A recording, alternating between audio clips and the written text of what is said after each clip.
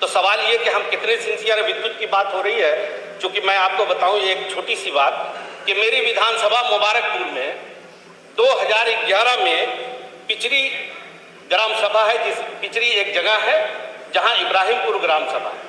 2012 में 2011 में जब माननीय बहन कुमारी मायावती जी की सरकार थी तो इसी प्रदेश का धन, जनता का धन, मैं बार बार कहता हूं ये जनता का धन, करोड़ों रुपया लग के 3 करोड़ रुपए लग के सरकार ने वहां पे एक उपकेंद्र बनाया विद्युत, उसका उद्घाटन भी हो गया। लेकिन दुर्भाग्य देखिए कि हम कितना, हमारी सिंसियरिटी का लेवल क्या है कि आज तक वो नहीं चल पाया। 1 एकड़ में फैला हुआ उपकेंद्र, एकदम उसका कोई वो नहीं, और आज मशीनें सड़ रही। 5-7 करोड़ रुपए लगा करके वहीं मुबारकपुर में बस अड्डा बना, सपा की सरकार में आज तक वो ऑपरेटिव नहीं हो पाया। सड़कों का हाल आप देख लीजिए, कहीं भी चले जाए, वो सही कह रहे थे नेता प्रतिपक्ष, आप कहीं भी किसी रोड पे चल के देख लीजिए, हम लाख दावे